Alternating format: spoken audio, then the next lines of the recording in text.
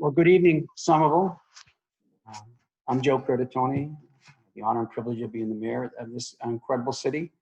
On behalf of myself, and I'll also introduce the superintendent of schools, Ms. Mary Skipper, this is for a brief hello. We want to welcome you to this listening session, town hall on our approach and our efforts around school reopening planning. Madam Superintendent, I'll hand off to you for a welcoming statement.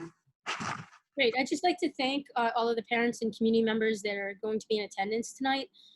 We really value your feedback, and I think given the pandemic, this of all times is an important time for us to be listening and to hearing what is important to you. To thank the parents who spoke at school committee and the staff, which took place this past week. There'll be 2 other school committee meetings for which you'll be able to share your thinking. Additionally, we had a wonderful multilingual town hall, which we heard a lot of parent voice. And so we're really looking forward with my staff tonight to be able to hear what you're thinking, what your concerns are, and to answer what questions we can. Thank you. Thank you, Madam Superintendent. And I do want to recognize folks, and we're going to introduce the panelists who will be here to help answer any questions you may all have. Before I do that, as we go through the presentation this evening and begin the Q&A portion, if you have a question, we ask that you please submit it to the Q&A function here on in the Zoom platform. That's below on your screen, and we'll get right to it. I'll be facilitating and emceeing that question Q&A portion of this this evening. First, I do want to recognize and just say listening tonight and tuning in, and part of this conversation are members of the school committee, the chairperson of the Somerville School Committee, Ms. Carrie Norman, Ms. Eleanor Barish from Ward 6, Mr. Andre Green from Ward 4, Ms. Sarah Phillips from Ward 3, Ms. Yolanda Krepchen from Ward 2, also Laura Patone from Ward 5, and presently from the City Council, I do want to welcome Council at Large, Ms. Kristen Strezzo as well, and I'm sure we may be joined by others.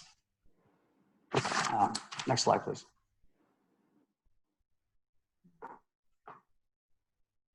So the panel for this evening's discussion is before you. I do want to recognize 3 members of the city staff.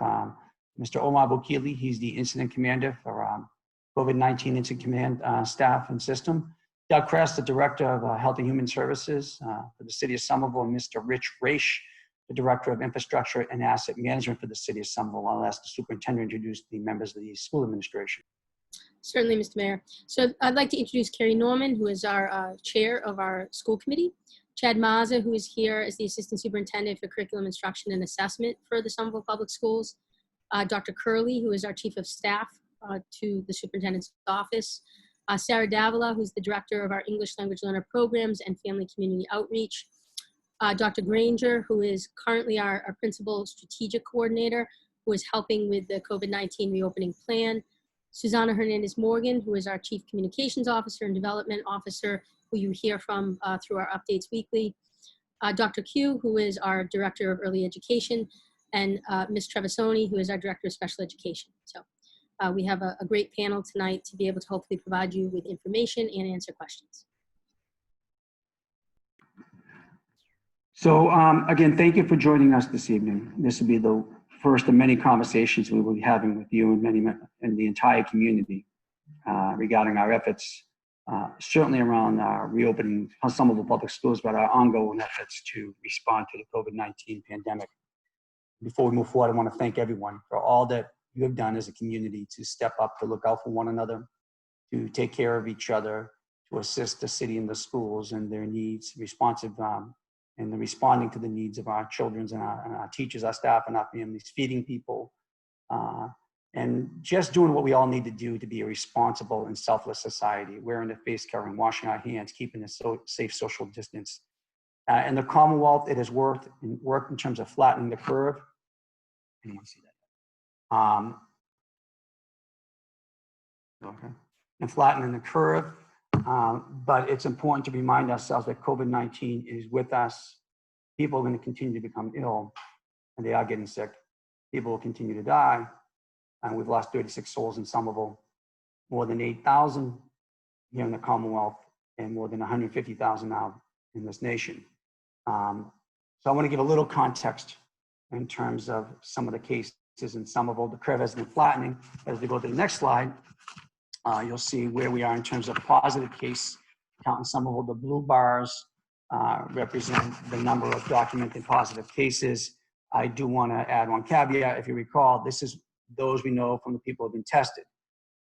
In Somerville, we have been testing asymptomatic people, members of our community who are the first in the Commonwealth, but you should take that number of a little over 1,028 confirmed cases and multiply it by 10. And that's probably the amount of positive cases we actually have in Somerville. The good news on that front, if you look at that red line that tracks those blue bars, those are the number of people who have actually fully recovered from COVID. And sadly, as we were confirmed yesterday, we now have 36 members of our community, 36 loved members of families in our neighborhoods who have passed on and who have died and succumbed to it. So we have paid with blood up until now. And we want to make sure as we move forward, as we think about reopening anything we do not forsake that sacrifice and that loss in our community. As we think about activating any segment of our lives, any part of our economy, in this case, as we think about how we approach the reopening to us. So a little context in, before I hand off to the superintendent. The Commonwealth of Massachusetts, specifically the Department of Early and Secondary Education, DESE, has asked us to, every school district in the Commonwealth, to look at 3 back-to-school scenarios.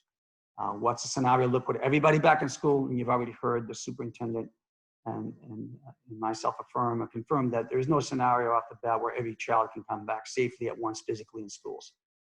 That be it that we have to present that update to the Commonwealth, as well as if every student and member of our staffs were remote or some hybrid model. Suffice to say, there's no easy answer in this approach to find a workable, safe solution to this complex problem. There are challenges with every one of these scenarios. There are difficult choices to be made, and really it's one that has been difficult, that's been put upon us, but we have to figure out. But as I mentioned before, and the superintendent stated publicly, at least for the start of the school year, we will not have an all-in-person model where every member of the staff, teachers, staff, and students will be present in the school at once. We just cannot do that safely, and there are many variables that are impacting that and our other decisions as we move forward.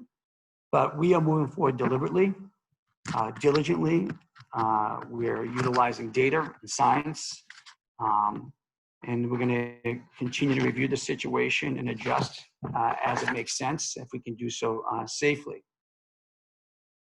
Next slide.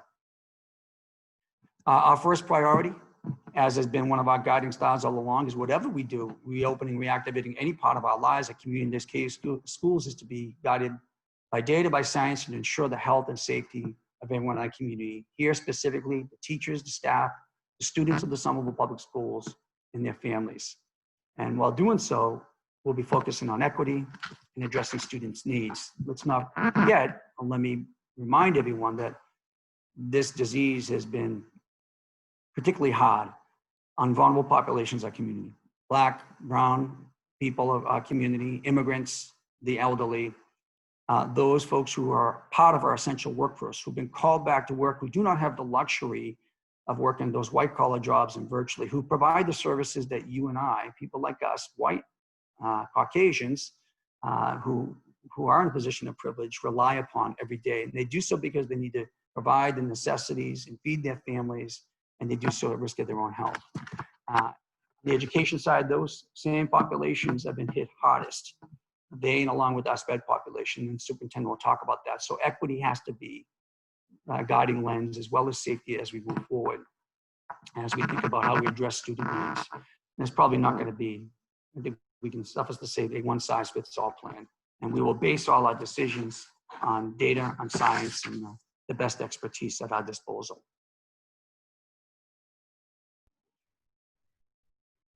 I mentioned our principles, acting with safety in mind, where we needed, and Somerville's approach all along is to go above and beyond the Commonwealth, in this case, DESE's guidelines or recommendations. If Again, we do not believe a one size fits all, especially in the Commonwealth, especially in school districts and densely populated, diverse communities like Somerville. Makes sense. And this will be a collaborative effort. And part of that collaboration is your input, engaging with you, the community, your feedback, your concerns, your comments, your suggestions, your advice. That is critical. We are listening. We're here to listen. We are here to absorb what you say and hear and make the best decision possible for the health, well-being, and nurturing of our kids. This is also a collaborative effort because, as you can imagine, there are many components. There's the educational side, which the superintendent will now get into in about a minute once I finish. There's the building management and operations side, which is why Rich Race, the Director of Infrastructure and Asset Management, is on the call. So, for example, as we develop a model and approach to ramping up how we get kids back to school, there may be and will be some adjustments, investments made to many of our building assets that will take time, that require engineering and planning. And to do so, again, can't be done on the flick of a switch. So that input, that expertise is critical in developing a building and physical plant maintenance and operations plan that supports the educational plan. And on both of those fronts, that reconcile positively against the health and safety guidelines and protocols we adopt here in the City of Somerville that meet the highest standards of health and safety for our teachers, staff, and our students. So all those parts have to be synchronized together and working in coordination with one another. So it's not just about developing, well, how can we space our kids in the safest distance, but how does our building and asset physical plant and our building asset and operations plan support that? And how do those efforts reconcile against the health and safety protocols we are going to adopt here? Those things are evolving and changing. And so as information becomes available, we're going to let you know. And if we don't know an answer to a question, we're going to let you know that as well. Again, tonight's conversation and listening session is part of that collaboration. So at this point here, I want to hand it off to the superintendent of schools, Ms. Mary Skipper, to talk about the school district's planning process. And that following that presentation, I will be facilitating in the Q&A session that'll involve everyone on the panel. And I'll remind you again that you can offer your questions through the Q&A function here on Zoom. Madam Superintendent. Great, thank you, Mr. Mayor. Next slide, please. So just to reiterate, as the mayor said, health and safety is our main focus and priority, particularly during the pandemic. But really also the lens of equity that we look at this, knowing that the way that the pandemic hit and the closure that happened for 4 months, it meant that certain students were more disproportionately impacted than others relative to the learning piece. So as the mayor indicated, certainly students of color, students who might have experienced food and housing insecurity, students with disabilities, our English language learners, particularly our newcomers, in our pre-K to 2, our youngest students, they were not able to access remote in the way they needed to get that full experience. We are committed to a transparent and inclusive process in this. This is a complex problem and it does not have simple, easy answers.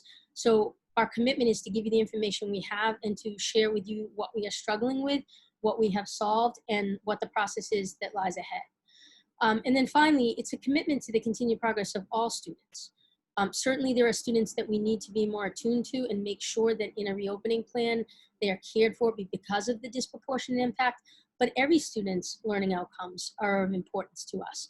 So we need to ensure that in the hybrid model, be it whether the student is in school or the student is remote, the student's needs are being cared for, and those are of the whole child. So that is their academic, their social, emotional, and their physical needs. Key factors in our planning, I mean, really since the emergency leave, we've been doing a lot of planning around a lot of these types of questions. We have multiple sets of guidelines that have come, not all timely and not all consistently. Sometimes you get guidelines and then they change. So part of the struggle is constantly making sure that the guidelines are working together and to address anything that's inconsistent.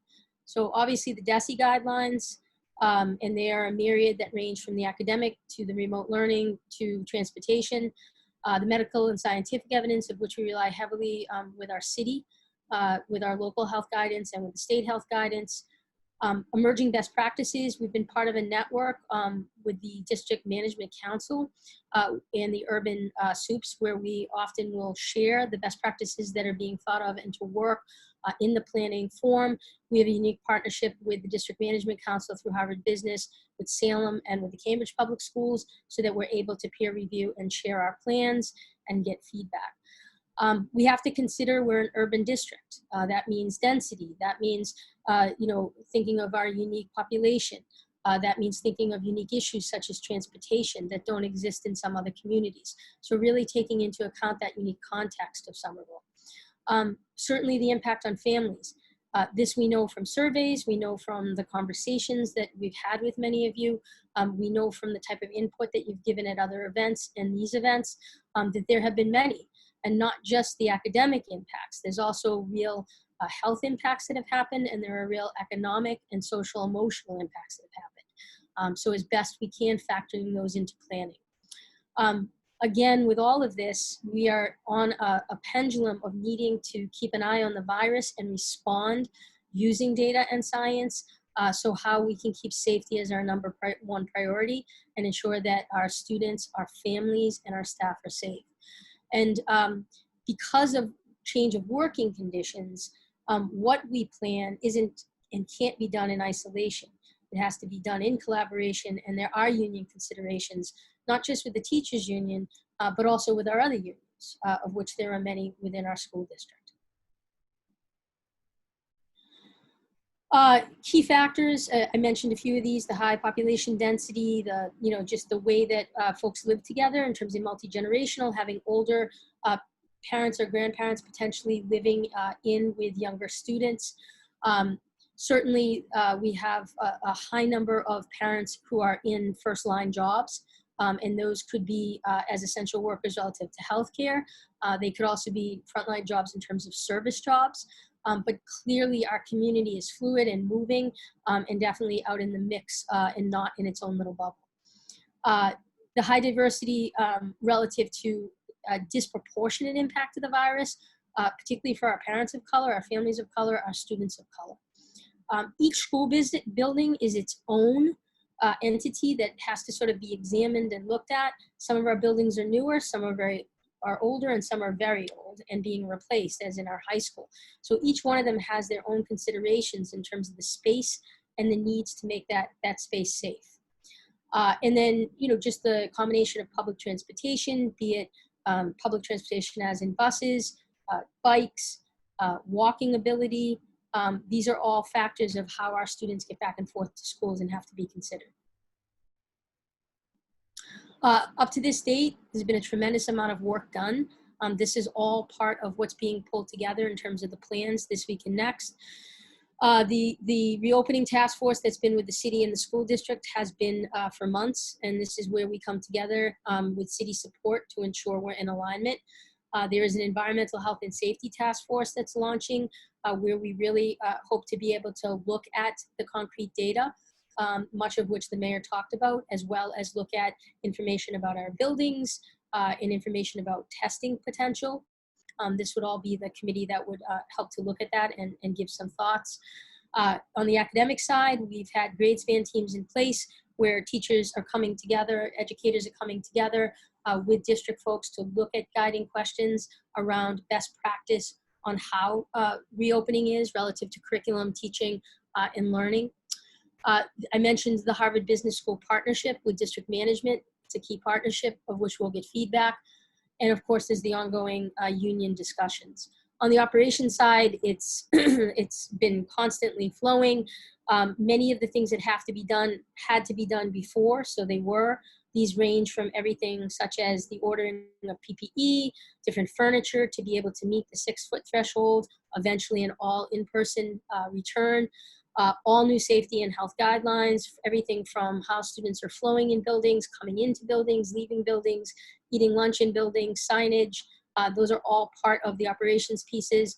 The food and nutrition, how the food can get to the classrooms, where students can eat, where they can take mask breaks, in addition to also providing our families who have food insecurity with continued food. Technology and access, we made a big push and back in the March timeframe to ensure that families had what they needed. Even with that, there were families that still needed connection or more devices. So we've done a lot of ordering and processing of this. And so by mid-August, we'll be certain that everyone has the devices and the technology that they need. And of course, social, emotional, mental health supports, which is everyone's front of thinking. Parents for their students and what they've experienced, staff for what they've experienced and what they know students have, and how we can support that through professional development and ongoing supports. In terms of things that we've spoken about, again, some of these are coming from guidelines where we're exceeding the guidelines or we're following the guidelines, and some are drawn from best practice that doesn't necessarily come from DESE, but it comes from best practice that we've been able to identify. Again, establishing up front the 6 foot, given the density of our city, that is our comfort zone with the safety. Face coverings, again, not just for 2nd grade and up, but actually all students pre-K to 12. Of course, there'll be students who through disability or sensory need an accommodation with that, which we'll provide. Those face coverings also include for younger students and for language learners, for anyone that needs to be able to see a teacher's face and mouth and how they're forming words, or for the teacher to be able to see them, what we call clear masks. Those will be provided. Bathroom, hand washing protocols. One big thing is changing the operational mode in the classrooms with the smaller kids, especially, but all kids, and that is limiting the sharing of materials to limit the opportunity for the virus to transfer. Students will get their own materials, some to take home and then some to remain in school and their own bins and backpacks. Safe lunch protocols relative to getting the food and then where they eat it, dispose of it, all of that has to be considered. Using outdoor spaces as much as possible. So in the process of looking at tents and things like that to be able to use our outdoor green space as much as we can. Screening and health protocols, which we'll do in collaboration with our local health with our Commissioner, Doug Kress. In terms of the elementary students, K to 8, ensuring that in the hybrid model that we're keeping the kids to the same groupings. This becomes a bit difficult on the buses, but in terms of the actual classrooms, keeping it as pure as possible to again prevent transmission of the disease. Entrances and exits will look different. Parents will be directed when we're in the in-person piece to come back in different places. The traffic flows, as I spoke about, the signage in the buildings, and then of course the PD and the training. And so recently the Department of Education, as in like 2 days ago, allowed the district to have an additional 10 days out of the 180-day calendar. Those 10 days will be used in a large effort around continued training for staff, families and students on changes of protocols so that they can return safely and stay safe, as well as other kinds of PD relative to remote learning, curriculum that would be a continuation, and potentially some family and engagement time as well. And then finally, technology and internet access that I spoke about. In terms of the support structures, these are in progress. We began a bit ago on looking at the ventilation and air filtration assessments in each of the buildings. This was something that our district was one of the first to do. You know, as I indicated, the age of the building often determines what kind of ventilation is in the building and what kind of filters are needed. So we have contracted with a company through facilities to be able to do an extensive evaluation of each of the buildings, and we will be completing those tomorrow and then looking forward to those reports so we have actionable information. Data gathering from families and staff, can't thank everyone enough for giving us that information, sending letters in, filling the survey out. I would like to put a plug that all families fill the survey out.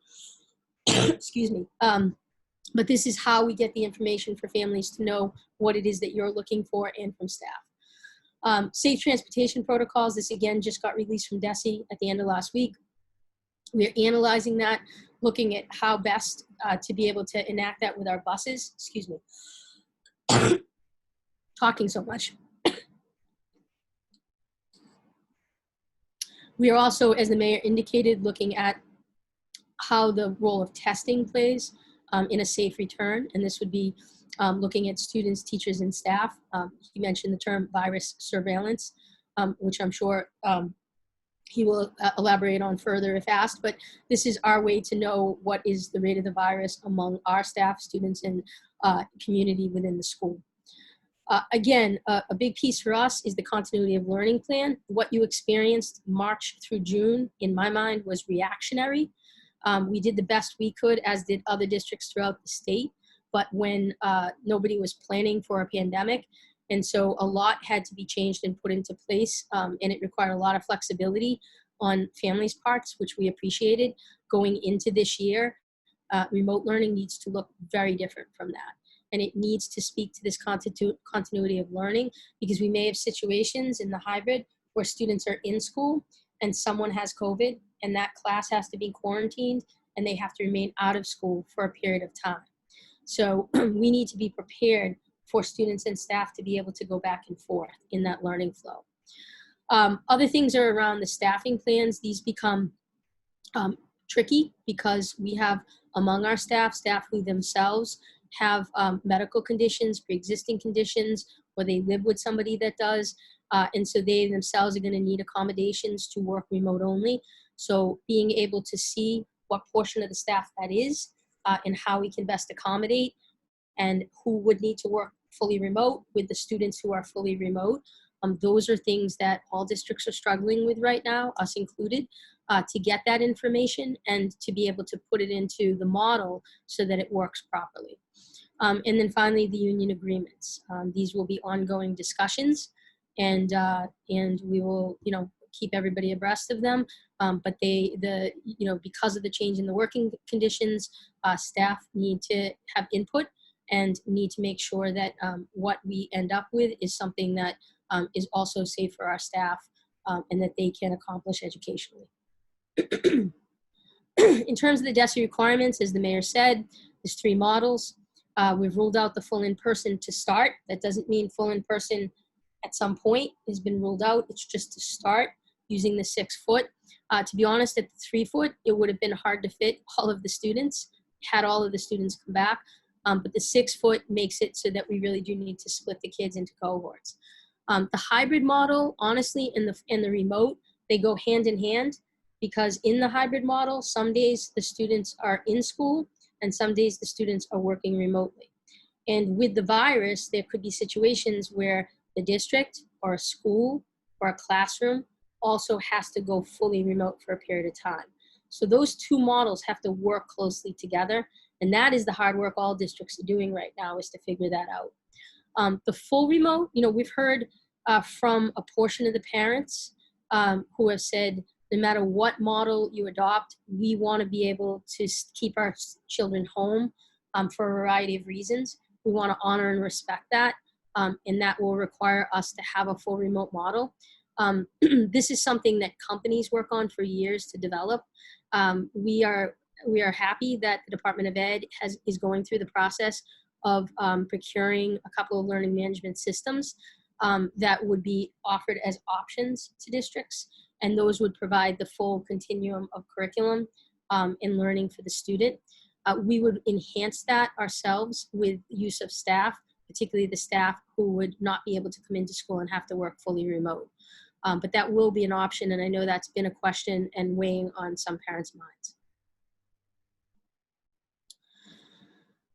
Again, I talked through these. I don't think I need to go into these much more. In terms of, again, on the remote, just no student's going to be forced to participate in on-site learning. If a family wishes to keep their student fully remote, they will be able to do so. Remaining challenges, like many of you, I'm sure we'll hear in the comments, there are particular populations that we know and believe have disproportionately been impacted by remote learning. And in being fully transparent, remote learning will not solve all their problems, no matter how rugged or how good the remote learning is. These are some students with disabilities who cannot directly get the services the way they need to through remote. our English language learners who are learning English for the first time. Very difficult to do for the first time remotely entirely. Our pre-K to 2, I would say actually pre-K to 3, our youngest learners, where the parent really has to be seamlessly with the student to make it work, and the student's attention span to be able to do something completely on the computer is just simply not there, understandably. And then certainly some of our students who are because of food insecurities and housing insecurities, they're moving around. They don't actually have a location that they can easily access remote and be able to study in a way or take it in a way that that allows them to learn with continuity. On the operational side, and by the way, on the special population side, or the vulnerable population side, these are students we want to be able to prioritize as we talk about a phasing in approach of in person and what that looks like. We want these students to be prioritized because we know that they have some makeup to do. In terms of the operational, I've spoken already about the building, ventilation, and filtration. I'm sure you'll hear more about that over the next several weeks. The bus transportation, we continue to work. Special ed has been making phone calls to the special education parents, as well as our English language learners. Any support that parents can give in terms of the buses. To give you a sense, the rule on the bus now is 1 student per bench. So a large bus that once held 77 students now can only hold 1/3 of that capacity at most. And so we really, it's going to mean multiple loops for the buses, which will mean taking a bit longer to get to school. And really there's a capacity issue with the bus companies in general of being able to add additional buses. So anything that parents can do for us relative to us being able to, if you fall into special education or English language learners, reimbursement for being able to transport a student,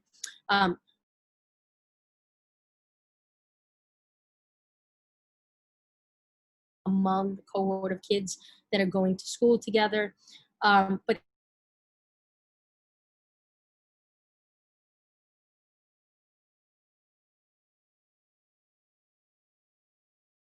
But the transportation will continue to be one that's going to need work in the urban settings. Staff medical leaves and personnel leaves, again, these are about people sharing with us information so we can make an accommodation for them and know that they will only be able to work remote and therefore really focus on developing out the remote only students who it will not be coming back into the hybrid model.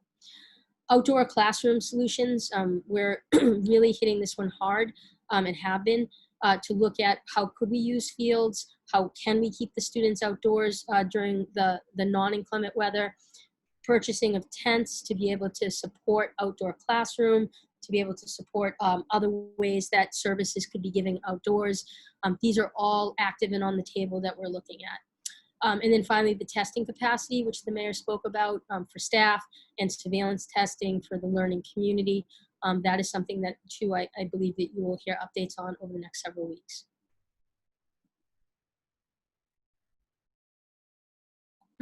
Next.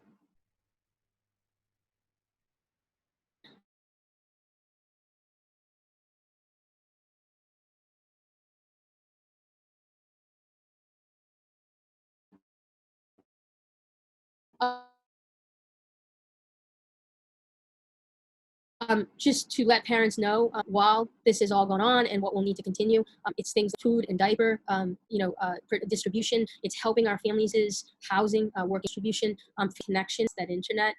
We as a district have to play that role, and we as a city play that role in helping to try to support however we can. The summer program was built very carefully off of the engagement trackers we did with students in conferring with counselors and staff at the schools to determine the students that most needed to be attended to during the summer. So there's quite a few students right now. There's several hundred special education students, several hundred ELL students, and then there's a very large reading intensive program that's going on right now. Additionally, our community schools is also doing a pilot camp so that we can learn from that and look at what needs to be put in place for the outdoor activities, and that has gone well. Other things that are ongoing, the testing, contact tracing, the safe isolation. Once we determine that a student or a staff member or a student's family member has contracted the virus. Certainly we're in full dialogue with the city services, and these range from interpretation and translation to social services to the housing services, and of course for the immigrant community that has been hit particularly hard, ensuring that they have the support and the information they need.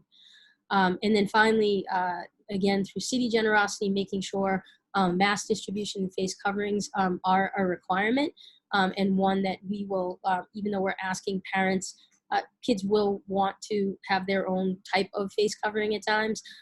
We still intend to complement that. So if students need that on a daily basis, they will have that on a daily basis. And the city's done a terrific job with giving out the masks and the face coverings as well. Just to invite you, we had a really well-attended school committee this past Monday.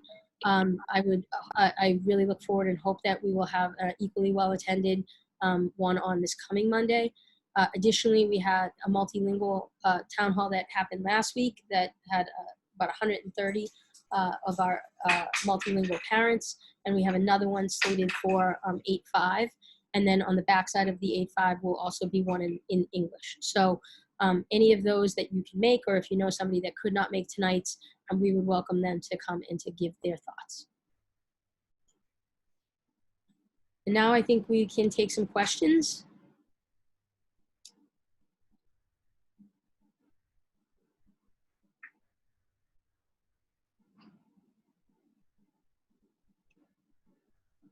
Thank you, Madam Superintendent.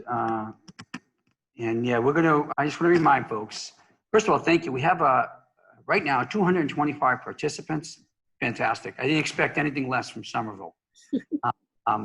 And we have right now 71 questions. And thank you. Please utilize the Q&A function to submit your question. Although we're ending at 8, we'll probably push a little past that in an effort to answer as many questions as possible. Those that we don't answer tonight, I understand we'll post those on the virtual town hall website. We'll put that out for you this evening so you can see it. And again, as the superintendent has mentioned, as stated, there are other meetings that are scheduled, and certainly information is going to be changing more regularly as we discover answers to our common questions and challenges here. So I'm going to get right to it. I'm going to facilitate this and try to identify the panelists to answer your question. So this question is from Meg G. Thank you for the question, Meg. It seems like much attention has been focused over the summer on how to reopen. What has been done to establish successful remote schooling? What training have teachers received on remote instruction? What can we expect to see offered remotely for our students? And what assurances can you give parents that the fall will look any different / better than the spring? Madam Superintendent, I'm going to hand this off to you. Absolutely, great question. So we front-loaded a lot of training from March to June, where we really honed in on training relative to the remote systems. So these included both the platform as well as the teaching on the platform. Over the summer, we had 3-pronged priority for all PD. One was specifically around the remote platforms and teaching on the remote platforms. Another was around how to build community in a remote setting, which was probably one of the hardest things that educators indicated on their survey they were able to do. And then finally, the social emotional component, which we heard loud and clear from the parent surveys and the staff surveys, that they felt there was more training needed for how to respond to some of the transition issues students might have, some of the trauma issues they may have from having been away from peers, and how they might be able to, in a healthy way, respond to that. So we really did focus our PD on those needs, and that came from both the survey information that you gave as parents, as well as the information that teachers gave us on the surveys. Additionally, we will, throughout August, be offering PD on the remote learning. And more importantly, we need to offer opportunities for our teachers to work together at grade spans and contents around what it means to work in the remote setting. So that is also being constructed now, and the plan would be for August, of all of August. That would be the priority as teachers are starting to think about that and coming back. Thank you, Superintendent. Next question from Jenny. Jenny, thank you for your question. If Somerville decides on the hybrid model, what's the plan for teachers who are parents of young children? They cannot teach every day. If they also have young children they need to care of at home, does Somerville have enough subs on standby? Thank you for that question. So this is one that I think all districts are struggling with, Jenny. We are in the process of hiring building-based subs that would be attached to the cohorts, and that way there's not a cross-contamination across the cohorts. And we are in the process of that. This is not a situation where you can just put a sub in, particularly because we want to know the sub is safe from a health standpoint, and we want continuity for the class. And not all subs are equally skilled to be able to do the remote teaching in the in-person teaching. We are strongly looking at our ability as a district to be able to offer our teachers the chance to bring their children here for the year as something that could be helpful to them, so that they have a way to be able to focus on their teaching and their students could attend Somerville Public Schools. I believe at the state level, there's also some conversation around this, recognizing that in many ways teachers are essential service providers, and so that we have to figure out how to make some of that accommodation. So thank you for the question. We are trying to work on this very issue. Thank you. From an anonymous submittal here, it's related to young children, kindergarten students, and thank you, whoever sent this in. Are schools considering having kindergarten students attend school in person full-time due to the children's young age? So I'm going to actually ask Dr. Q to just also talk about the importance of this, but as we've said publicly, we believe pre-K, K, first, second, and I would say even third grade are really grades that you can't replace fully remote in any way what the student needs to learn. Dr. Q works specifically with our pre-K, but also works relative to our kindergartens. So Dr. Q, you just want to talk about the importance of this?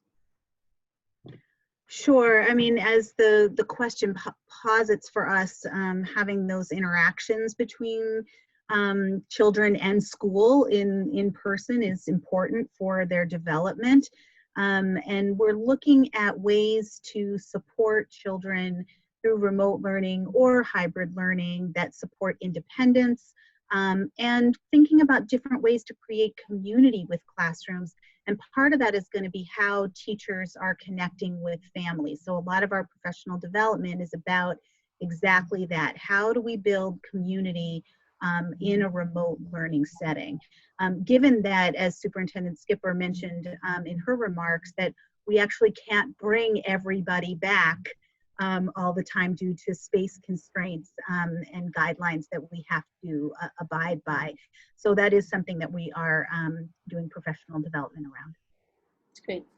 I would also say that for the youngest of students, we also want to figure out, even in the hybrid model, where there would be some portion remote, how could we potentially activate some of our youth support groups within the city, youth providers, as well as our own community schools, as a way to be able to offer some additional in-person relative to using the outside. So that is something else that we're actively looking at. Someone asked a question. I just want to recognize it, that they would like to speak during this meeting. Is there a way to sign up for that?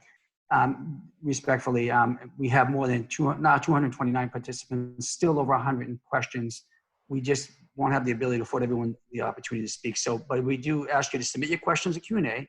We talked about if we can't answer tonight, we'll post them on the virtual town hall. There are other meetings coming up, and you can certainly comment live at the school committee meeting on Monday, but thank you for that question.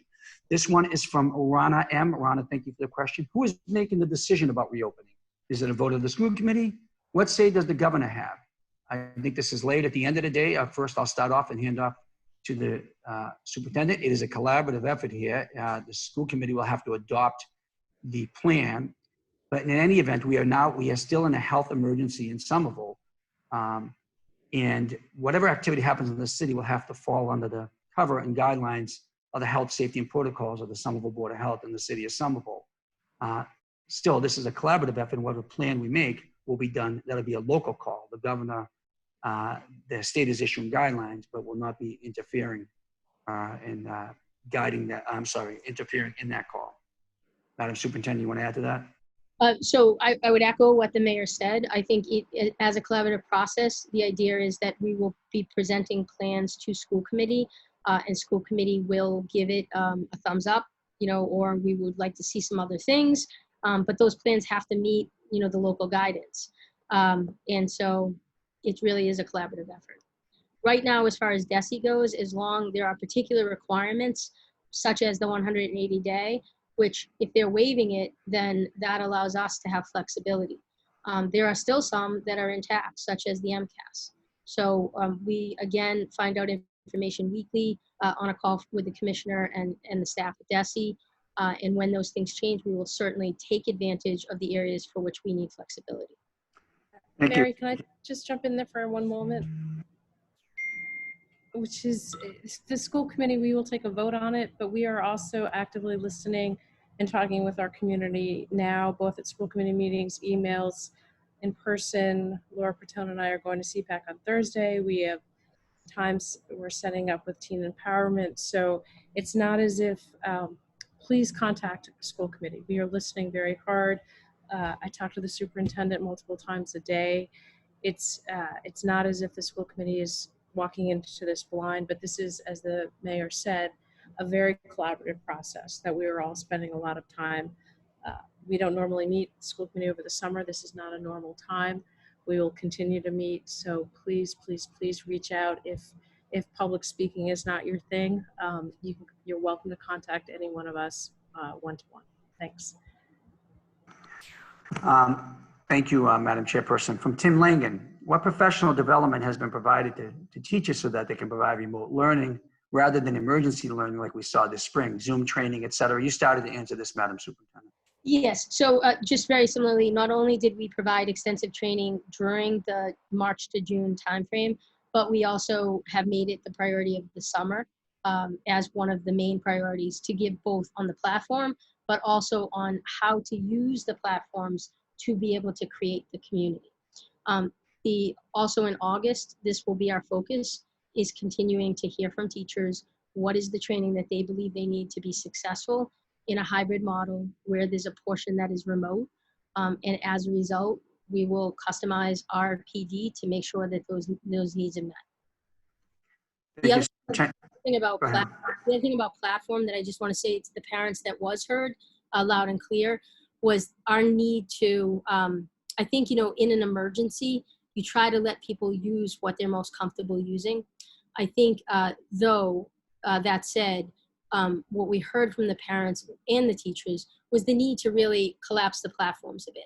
So having, it's not so much about less choice, but being able to really focus more using a few of the platforms well, as opposed to using many of them at an okay level.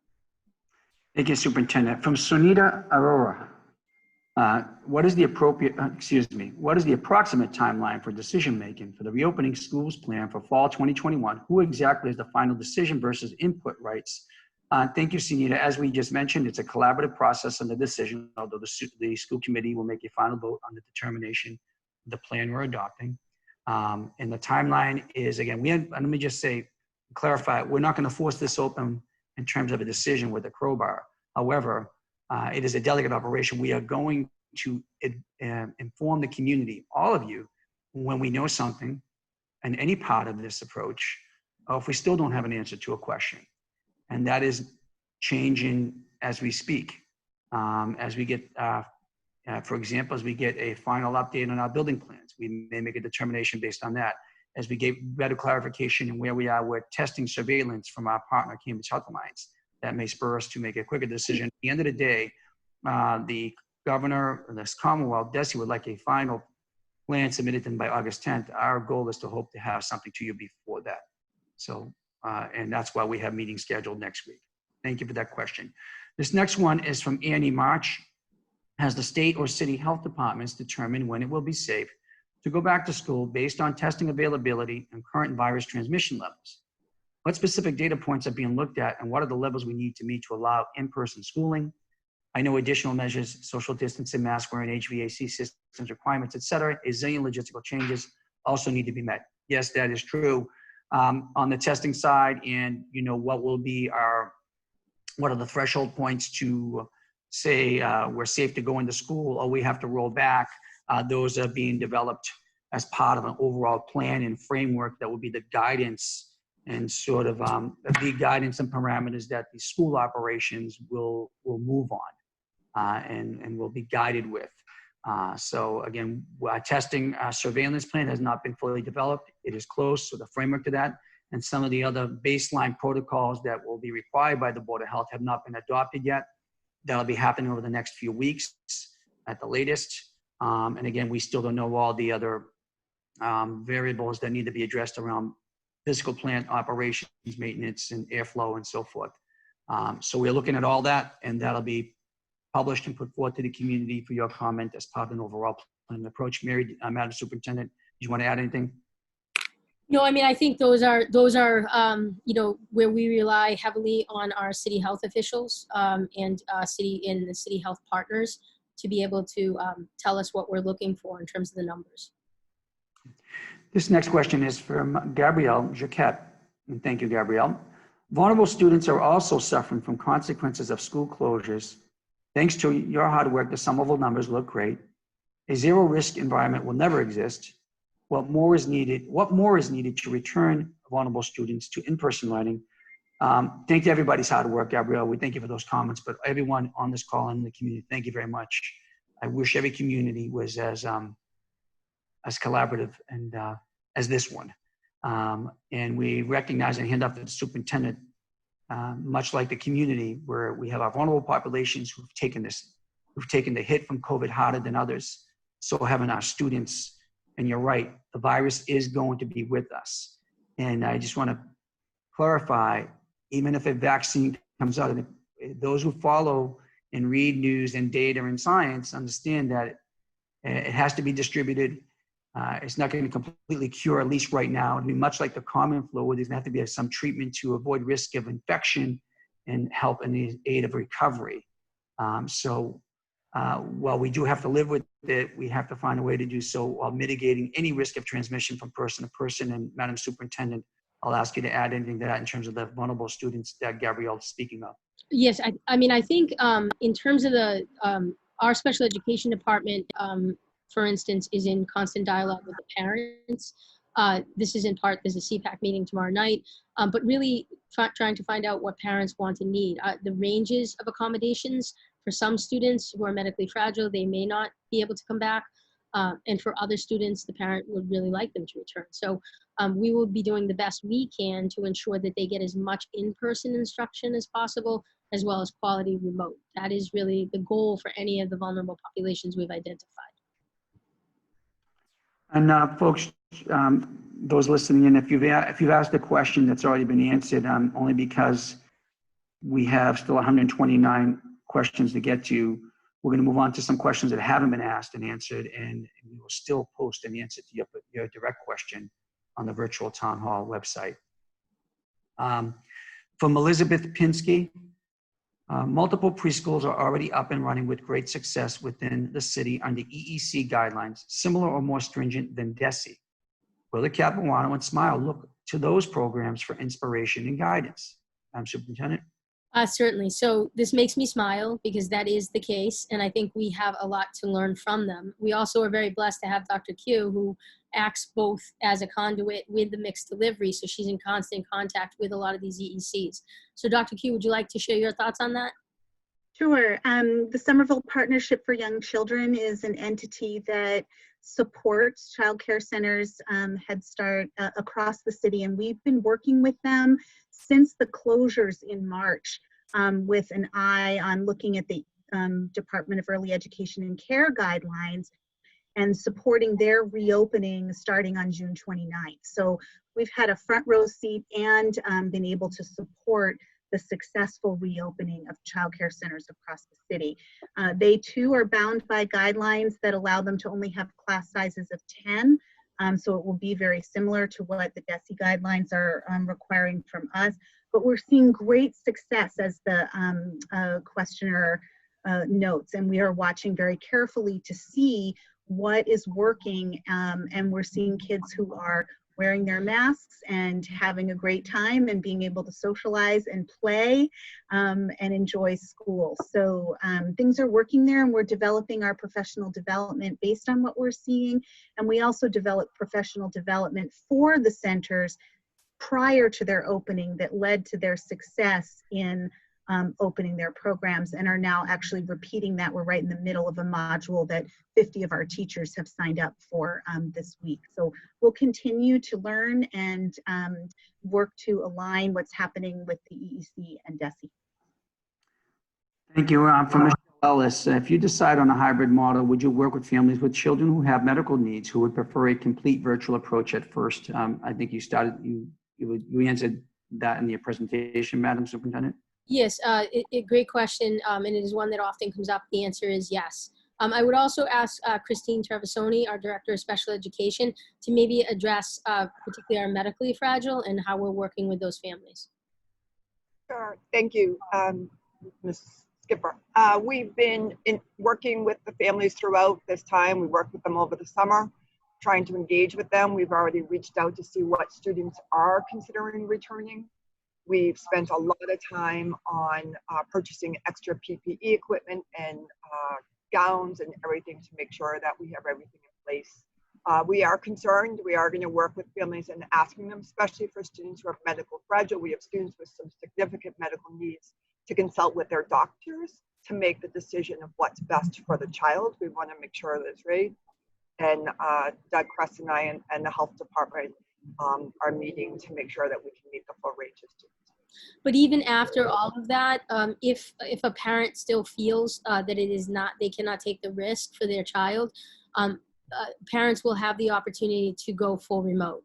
This is where we're going to be looking with the Department of Education at what they're going to be selecting in terms of learning management systems to see what we can draw on, and then what will be our teaching core who will be full remote for potentially the younger grades. Thank you. From Ann Peralta, are you considering a different approach for children under 10 and 10 and over, given all the evidence that those under 10 don't spread COVID-19 as much and are least likely to successfully learn remotely? So I think in terms of, as we talk about the priority groups, I think what we're recognizing is, at least in the pre-K to 3 range, which would put the kids up to 8 or 9, those are the students that really need to be prioritized because they're the least ones that can access the remote without a parent's full support.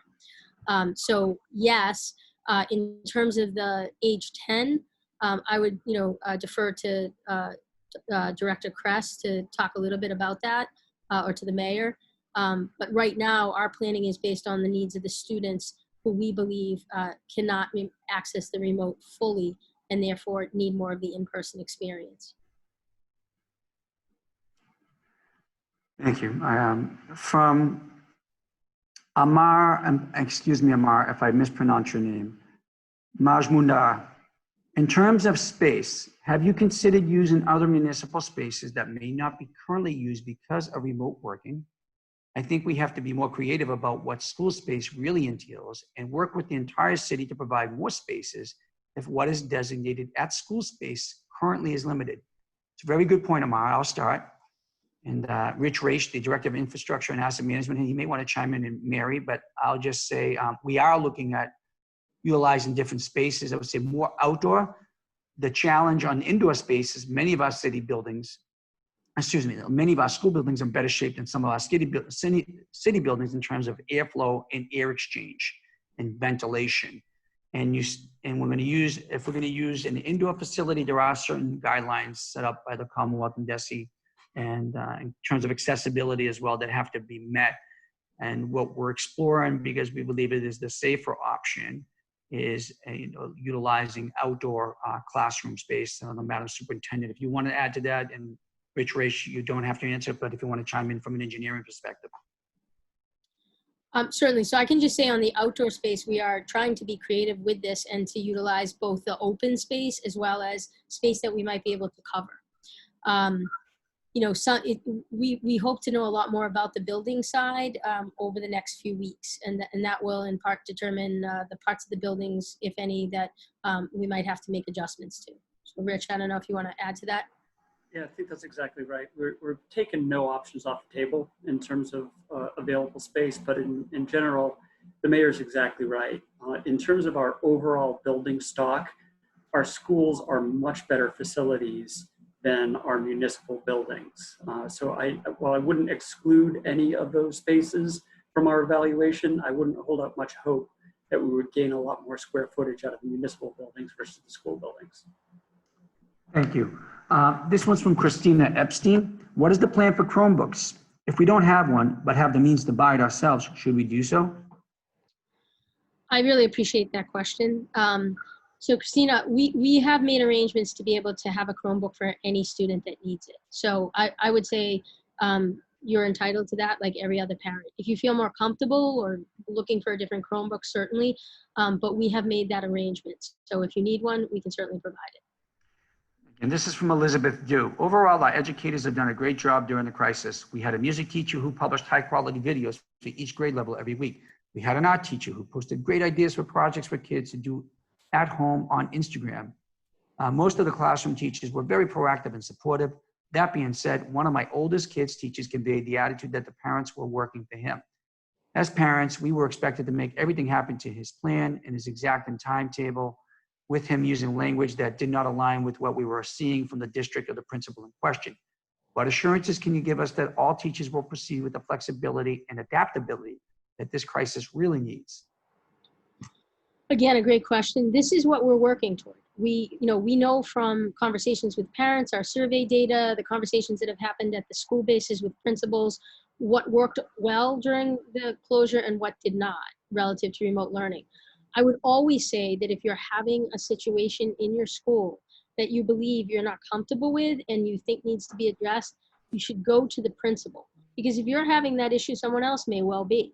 The expectation is that our educators are responsive, and it could be a communication thing. So sometimes just the simple reaching out to the principal and the principal having a conversation together with the teacher and you is something to be able to kind of move it forward. I think when it comes to older students, there's this balance of trying to develop autonomy of the student and independent skills at the same time as them completing their work. And I think, again, for students, switching to remote and having no real practice in that way was a difficult switch. And for some students, it was really difficult. So I think this is something that if you're seeing that with your student, absolutely reach out to the counselor or to the principal.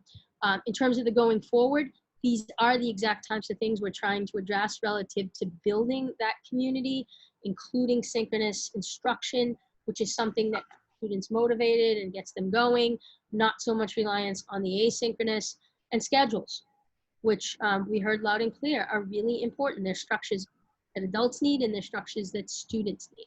So I think in the remote learning that we will be proposing as part of the hybrid, that will all be pieces of what we believe need to be a part of it. Thank you. This question is from Danielle Evans. In a hybrid model, will siblings be placed on the same days so that parents can work? Yes. Good question. Yes. We will be making that match. That's in part why the survey is so important. So we're able to identify all the students in the household. So the answer is yes. Same with transportation. From an anonymous, and again, we may have touched on some of these questions. I'm still going to read a couple of them out loud. I understand that there are risks to, this is from an anonymous submittal, and thank you whoever submitted it. I understand that there are risks to reopening schools, which have been greatly discussed for adults, but there are also risks to keeping schools indefinitely closed. Online learning simply does not work as well as in-person learning, particularly for very young and vulnerable students.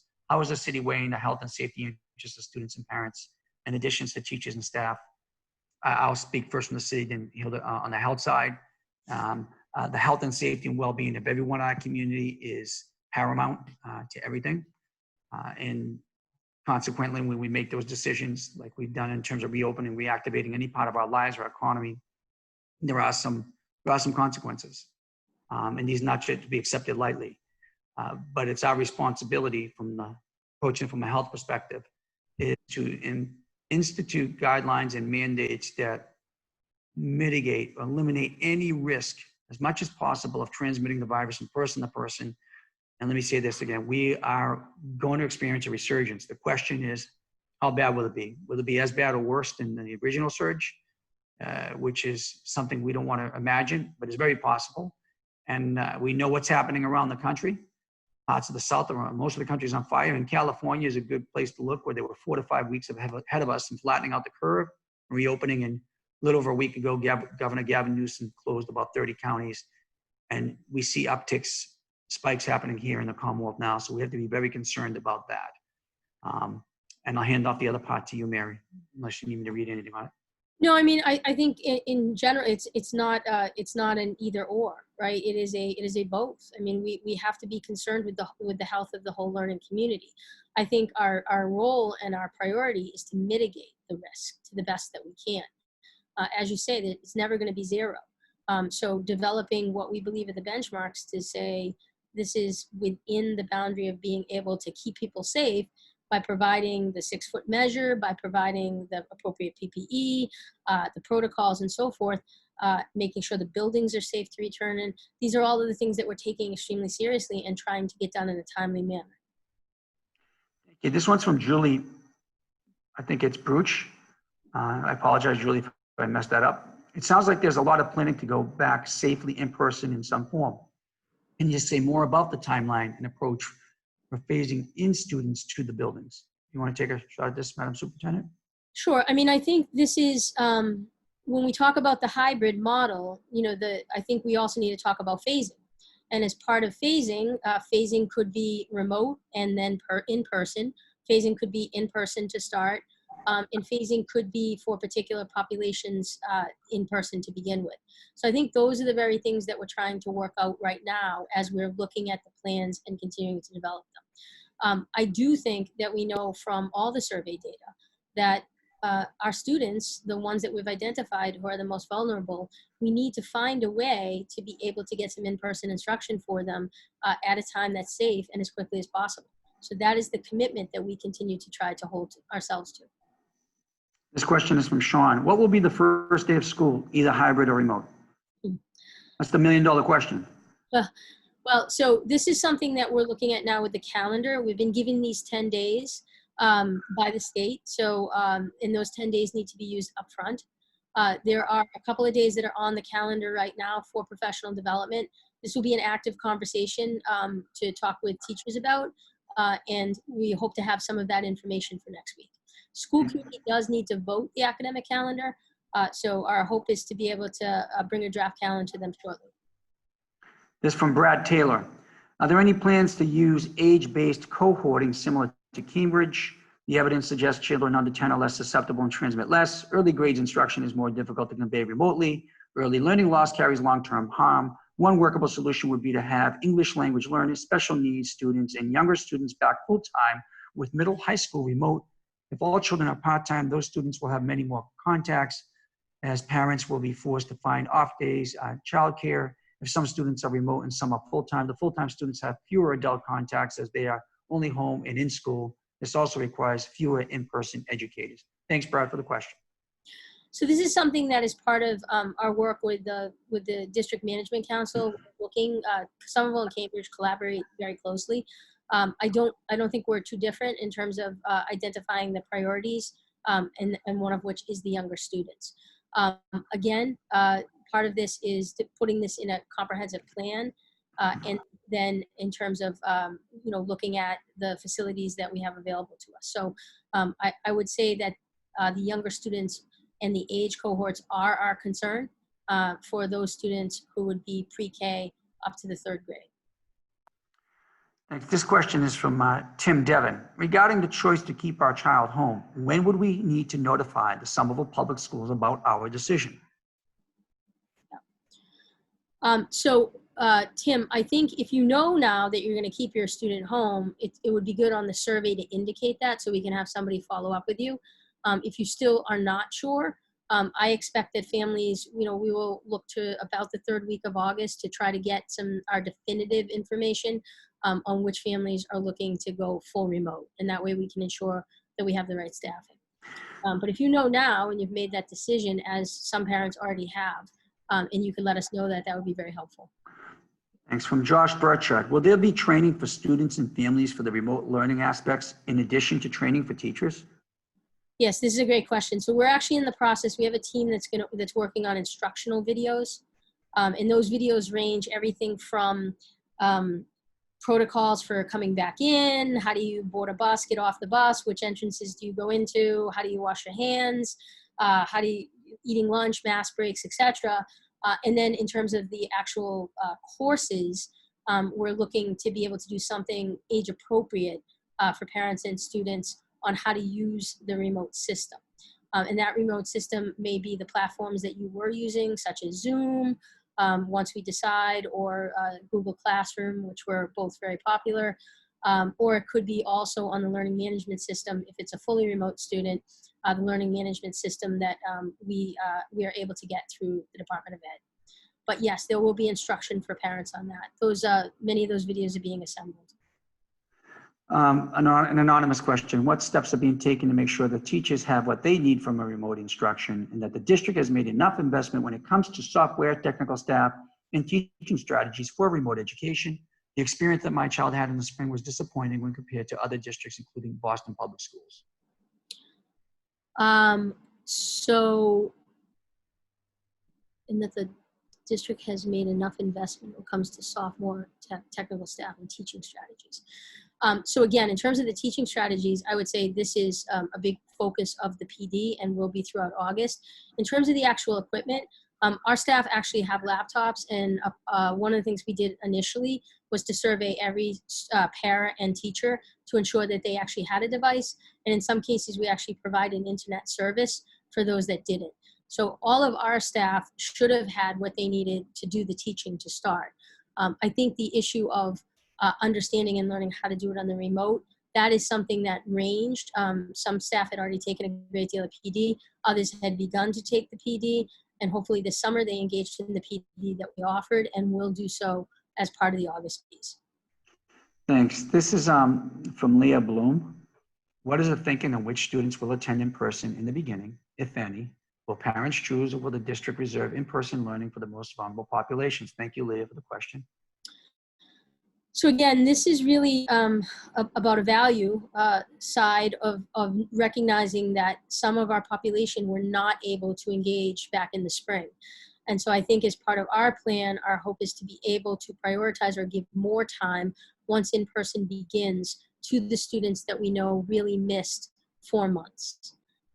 So I think we hear from parents that they really want their students back. I think a phase-in approach where we can begin with the students who are most vulnerable is something that would be appropriate given they've missed the 4 months of last year. From Kurt H. and Katrina F. Has it been decided what thresholds in the community caseload, second wave or otherwise, will trigger a transition to fully remote? I guess this also means if we start remote, go virtual, go hybrid and come back. Those indicators are being developed. We have an idea when we have fully decided upon based on expert advice, dealing with our epidemiologists we're engaged with, and our health department. That'll be also integrated into our framework around testing and protocols and so forth. So thank you for that question. From Vika Zafran, can parents volunteer to transport other people's kids to school and have the Somerville Public Schools coordinate that? So this is actually a really creative and great question, Vika. We're waiting to get some guidance on what carpool would look like relative to the health part. So in other words, adding any new adult into a situation outside of the family. And so we're waiting for DESE to give a little bit of guidance on this. It was mentioned in the initial literature, but it hasn't really been mentioned since. Once we have that, we'll definitely consult with our local health to see what they think about that and whether that's something that could potentially work. Right now, the only thing that they've given us on the carpooling is to try to keep the kids in the same cohort together. But there isn't necessarily a mention of the addition of an additional adult into the situation. And part of Vika's question, she added as another question, but it's only fair to state it. She meant some of the most vulnerable whom we may not know personally. I think we would most likely try to keep if there were any kind of carpooling, we would try to keep it within the cohorts. And how parents come to that decision of who the students are and who the parents are, I think would be a conversation among the parents. SPS wouldn't sign off or give dispensation to say you can ride in someone else's car. But in terms of the coordination, if the parents asked us for help relative to timing and how that could work best, we certainly could be collaborative in it. From Jonathan Schwartz, what is the process and timeline of negotiation with the STA, which is the Somerville Teachers Association, for those in the public who are not aware of that? Sure. So what I can tell you is we've begun negotiations and we have double sessions scheduled the next several weeks. So we are actively looking forward to working with the unions, not only STA, but our other unions as well, to be able to address any concerns that they have relative to safety and to try to come up with plans that help their members to feel respected and at the same time meet the needs of our families and students. From Rachel Evans, how are you planning to address summer learning loss? Why have teachers/schools not sent out summer assignments such as a traditional book list and summer reading assignments? Will teachers be given the students any ramp-up work during the 2 weeks that you would delay the start of school? Right. So again, great question. We used for the students that were identified at the school levels as having not been able to fully engage or needing more support. Those were the students that we really tried to target for the virtual work that we've been doing over the summer. One of the things we heard from the surveys of the parents was that people were tired. They were tired of trying to get the kids to do their academic work and that they were sort of looking for a break. I think that come August, as we gear back up, a piece of this will also be assessing our students in a format when they come back so that we have a sense of what some of that learning loss looks like, both of the normal summer and of the remote period. So we are developing that plan to be able to do ourselves, obviously in collaboration with staff within the first few weeks of the school year. And I know special education has definitely been in direct contact with parents. We also asked on the surveys for parents to indicate to us what areas they thought students would need additional support. And so we're in the process of going through that. Students, principals have those lists so that we can see what needs to be developed at a local level, at the school level, for extra supports. Thank you. This is from Elizabeth Francis Maron Janiak. It is troubling and confusing that the city considers only pre-kindergarten to second grade as the youngest learners who must be prioritized. Are you aware that the National Academies of Sciences, Engineering, and Mathematics, a national independent panel of scientific experts, recommends prioritizing in-person instruction for grades K through 5? So certainly we would like to get to the point that we can prioritize it for all grades. I think we're trying to go in order. And so with the pre-K to the second, third grade, we found the greatest, based on our data, the greatest disengagement from that age of student as being able to really fully participate. You know, it really came down to parents being available and able to sit with the students and have them plug in. So I think that's really where the pre-K to 2 comes from. That said, I mean, I think, you know, for all of our students, and I mean, being a former high school person, I think even high school students struggle with remote and in the balance of what's independent versus what's assigned. So again, we can't replace entirely in person with remote, but I do think having some prioritization and learning from each cohort as it comes with how much they were able to engage originally is sort of the reason why we would start to prioritize the age in this way. But it certainly wouldn't stop at grade 2. This next question can probably best be answered by Doug Kress, the Director of Health and Human Services, and Omar Bakili, the Incident Commander. Can you please speak to the way health experts and scientists are playing as advisors to the school district and city around reopening? How can the doctors and epidemiologists in our community support this work? Thank you for the offer and the question. Doug, Omar, do you want to respond? Sure, I'd be glad to. Thank you for the opportunity, and that's a great question. We have been working with a variety of experts, whether that's through our Tufts University, MDs that we've had the pleasure of working with. We've had some specialists from Harvard, MIT, who are also helping us guide through some of the trends, as well as looking how we can move forward to look at some of the matrices that we have here in Somerville. I think one thing that's important to think about is that, when we're doing this, this is not just about the schools. This is a whole community effort that we're really trying to move forward with. And that includes the messages that all of us keep saying within the health area. And the idea of saying that, it's wearing masks, it's washing your hands frequently, social distancing, not just when you're in, in these situations like when we're talking about schools, but in our everyday lives. So we need to continue to do that. So we've been working with a variety of health experts. We have our Board of Health, where we have Dr. Green, who is our board chair, who also acts as a consultant for us as well within this. And then we are also working with our school nurses and bringing them on board to help us with the whole response. And also they will be sitting with us at our committees as we talk about the reopening to make sure that the health and well-being, the health and safety of our kids and students, faculties, and families are at the forefront of our discussions. Omar, would you like to add anything to that?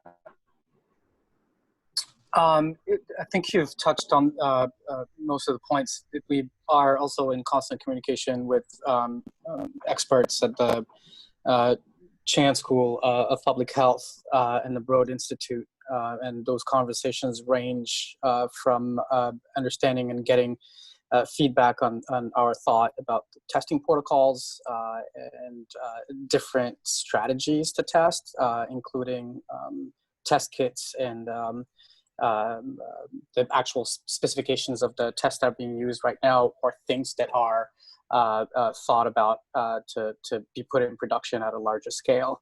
I think that we would always welcome the help if it's in our community or even outside of it. So we would definitely welcome that.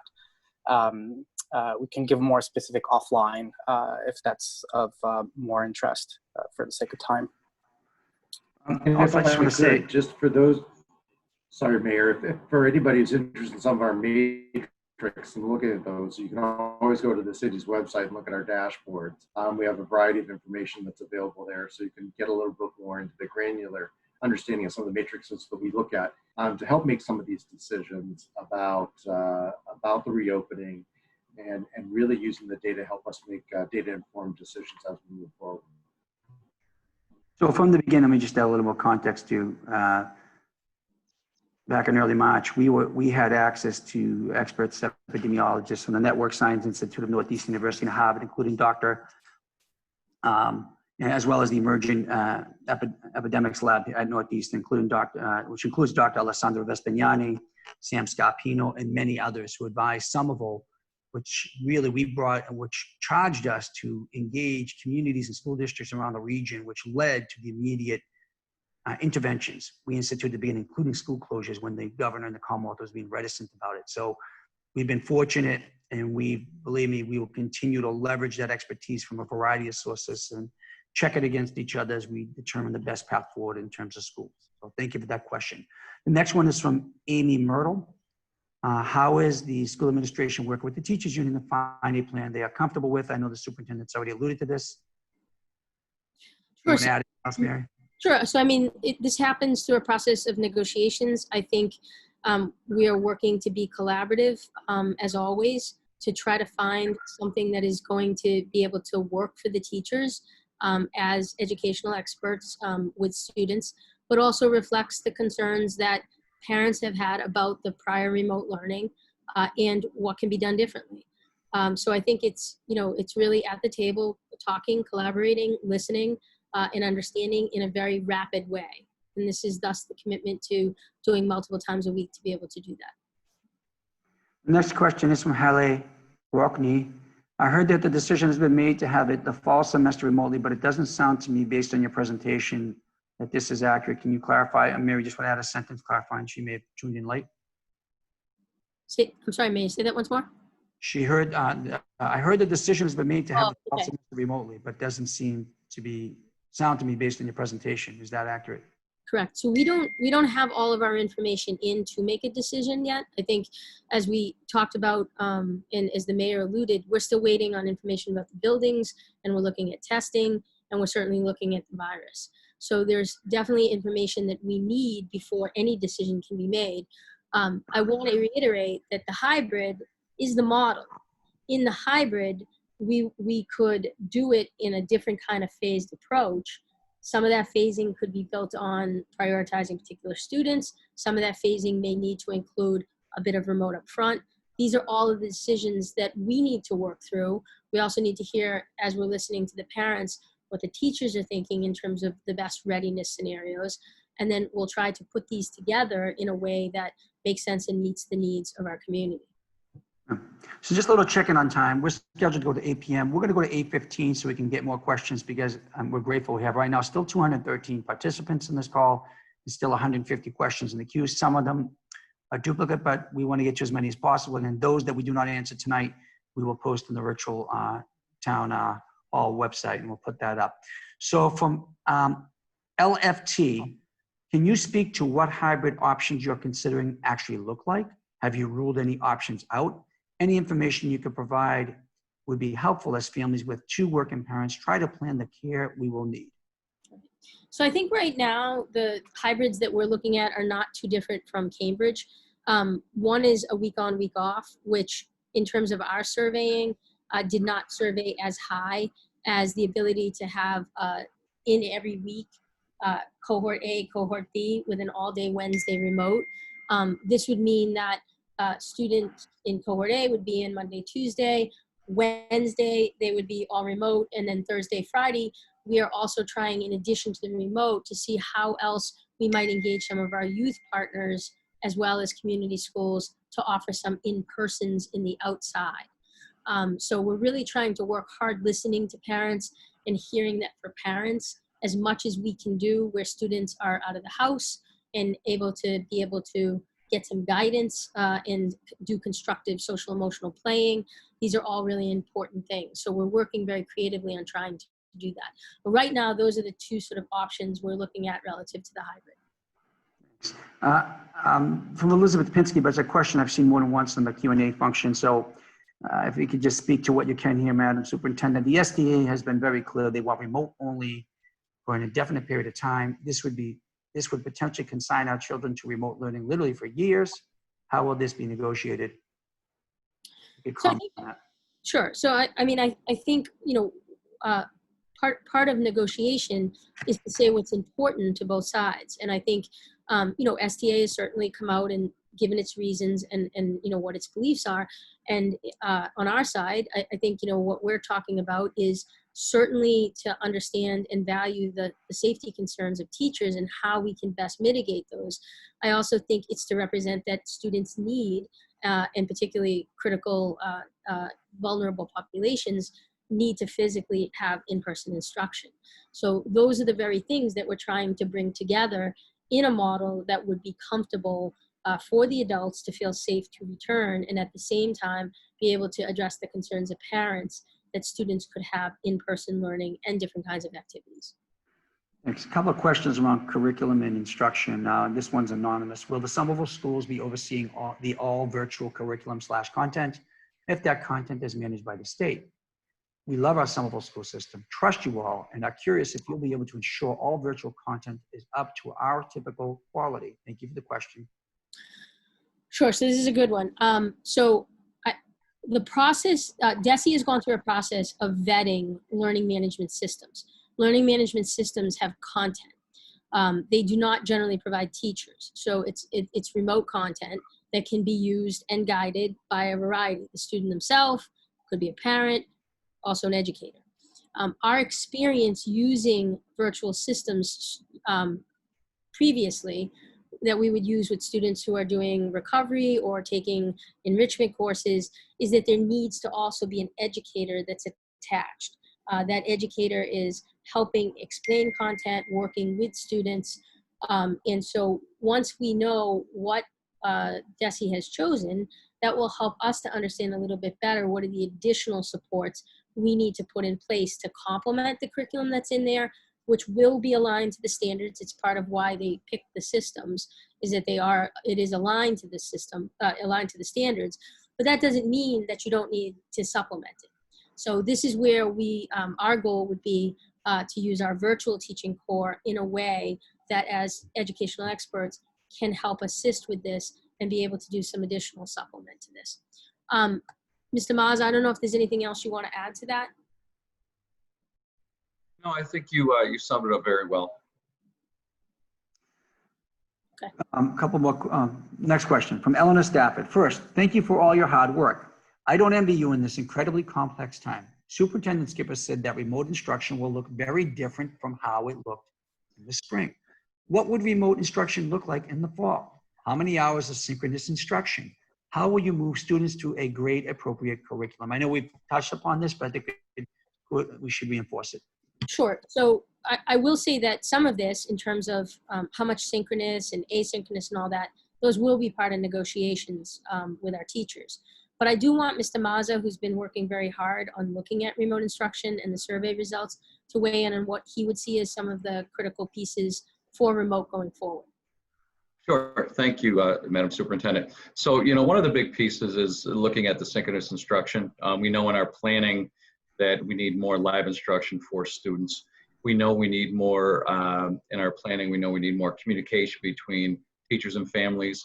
We also know in our planning and based on our survey data that families need schedules, students need schedules, and teachers need schedules. So I think, those are a few of the pieces that will look much different than they did in the spring. Like Superintendent said earlier, our professional development has been designed to really strengthen our remote learning because we know in our conversations with families and our survey data that it needed to improve. So a lot of our focus has been on how to improve the remote learning. That will happen because whether we are in hybrid or students are opting for fully remote, there are remote components to it. So we will continue to prioritize and strengthen our strategies. We're also looking at teacher collaboration as a big piece so that teachers do not feel like they're in silos and they can collaborate with each other to really provide instruction for all second grade students, for example, and not just the students that they have in front of them. Right, thanks. From Jessica McDonald, it sounds like as if you'll be starting the school year with the hybrid approach, but you haven't actually said that. Can you elaborate on your current plan for the start of the year? I'll give you answer this one, but only because Jessica hasn't asked a question yet.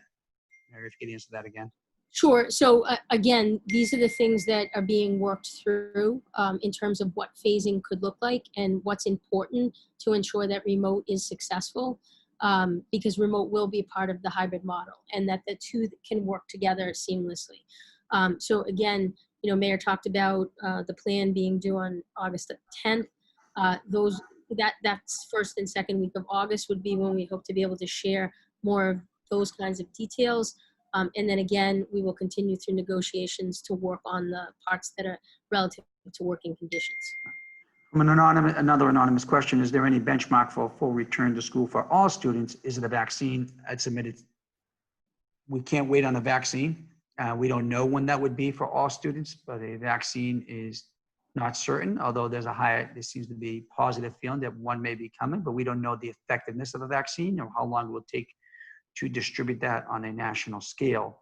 So we'll rely on the expert advice we've been leveraging to develop the indicators and models that would help us make that determination as we move forward. And at this point, we just don't know that answer that question. Doug and others, I don't know if you want to add to it. If not, we'll move on. Thank you for the question. From Amanda Schmidt, it was mentioned that young students, ELL and special needs students, will have the hardest time with remote learning. Is there any consideration to bringing those students back full-time or more often like Cambridge is considering in a hybrid model? I think you alluded to that. Mary, do you want to restate it? Yeah, just simply that's something certainly that we would look at. I think, yes, that's something we would look at. And again, part of this is putting priorities out on the table as to the populations and then how much time we can actually get for the in-person component. Yeah. This is from Josh Burchard. He may have asked a previous question, but only because it's specific to UNIDOS. In the spring, UNIDOS teaching in Spanish was mostly dropped. There was some conversation, but subject instruction using Spanish was rare. What's the plan for fully resuming the UNIDOS program this coming fall? Great. So Mr. Mazza, would you like to take that one? Sure. So we know that, the UNIDOS program was disproportionately affected and impacted, by the remote learning, the school closure. So we have been meeting and planning around what the UNIDOS program will look like, whether it's teachers teaching both English and Spanish, or teachers switching possibly, classrooms, depending on what we're looking at. We will continue to plan around strengthening the program because we know that those students are part of the students that are most vulnerable. We want to make sure that they're getting the educational experience that they need and that they deserve. Thanks. From Kana Williams, when will parents find out what the remote learning platforms will be? Will there be consistency between elementary schools, or at least between multiple classes at one school at the same grade level? So this is a great question. We use survey data, and the parents and the teachers were actually very in sync on this one. I would say that Zoom was by far the platform of choice for doing collaborative class meetings such as this, and Google Classroom was, with the exception of the very small kids, Google Classroom was the preference for being able to do student learning, collect assignments, make assignments, do presentations, etc. So we will likely orient around those. We're actually talking actively with the teachers about that, but the data from the surveys aligned. The younger students, it was a little bit more challenging. Google Classroom does not work on the Fire tablet, but there was a strong preference from the pre-K to 2 parents for Google Classroom. And similarly with the teachers, it seemed like they wanted to use it. So this is another reason why we're rolling the Chromebooks out younger. The Schoology platform was like a strong second. But again, we think it's better to really try to do professional development and have everybody be more familiar and comfortable with one platform as opposed to doing a myriad of them. So this next question is from Erica Zarowin. Thank you, Erica. I missed a portion of the session, so apologies if I missed it. I am interested to understand if students/families that initially opt for fully remote instruction due to family risk will have their classroom spot protected if later in the year it is safe for them to join the classroom. Thank you, Erica. Right. So this is actually something that's an active conversation in districts, and that is having natural points for return. So, based on the virus or based on other conditions, somebody starting remote and then wanting to come back in person and doing the hybrid. I think what we would probably do is look at particular dates for that kind of reassignment to happen, so that from a material standpoint, students could have an easier transition, and for staff, it would be an easier transition as well. So we will definitely consider that and make sure we have recommendations for families who are in that situation. This one's from Debbie Millhouse. If parents have availability, how can we be a help to the district? Thank you, Debbie, for the offer. We have plenty of opportunities to help out. Mary, do you want to start? And we can even refer others here to a link to the city and schools and what opportunities they have to volunteer. Sure. So first of all, I just want to say thank you very much. It's just been amazing how parents have been offering to help support in whatever way they can. I would just suggest on our website that you could reach out to the volunteer link for Jen Capuano, who is our volunteer coordinator, and just put in that, what would be the areas that you'd be interested in. Jen's very good at doing matching with this, and then she'll be back in touch. So again, thank you for your offer. From Sarah Robinson, tell us about the ways in which you intend to facilitate students' social emotional learning and to embed culturally responsive teaching practices during remote or hybrid learning. Thank you, Sarah, for the question. That's great. So I'll take the second part first. So the third strand of our PD this summer was around equity. So it was cultural proficiency, it was identity, anti-bias, and it was heavily attended. We offered multiple sessions through July. That will also be something that is offered again throughout August. It is also something that, as part of every school's equity plan that they're putting forward to Dr. Boston Davis, that there will be an integration of that, be it in the hybrid or be it in the remote. So that will absolutely stay as a priority for us as a district. It needs to continue both the training and making sure that it is active in our minds in everything we're doing. In terms of the first part, which was the first part, the curriculum. How do you intend to facilitate students' social emotional learning into embed? So this is an area that I'm actually really very proud about within our district, and proud of a lot, but this is one. Liz Doncaster, who's our director of student support, ensured we've been doing SEL groupings with not only teachers and counselors, but also our administrators throughout the crisis, but also throughout the summer. So that as we go back, we have structures in place to be able to identify what students need. We also have a group of social emotional specialists that we're working with according to age ranges of the students who are informing our plan and the type of activities students will need to be able to participate in order to work through what they've just experienced. Similarly for teachers, there's been a lot of transition and trauma where they have their own sets of anxiety from what they've gone through and now coming back into students. So that is also going to be a big piece of the August PDs, as well as for the start of school, those 10 days, there will definitely be some main focus on the SEL piece. I will also say that we actually didn't quite double, but almost doubled the amount of student-based and family-based services for embedded therapy from the emergency remote period through the summer.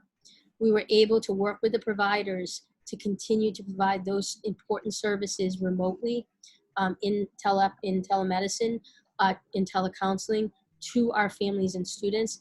And the feedback we've gotten from the families and students is that they've actually really liked doing it through Zoom or doing it through whatever telemedical platform they're using. So that will be something we will continue in the spring, and we've built into the budget additional dollars to support the SEL in addition to a district-wide social worker to help complement those student support department needs.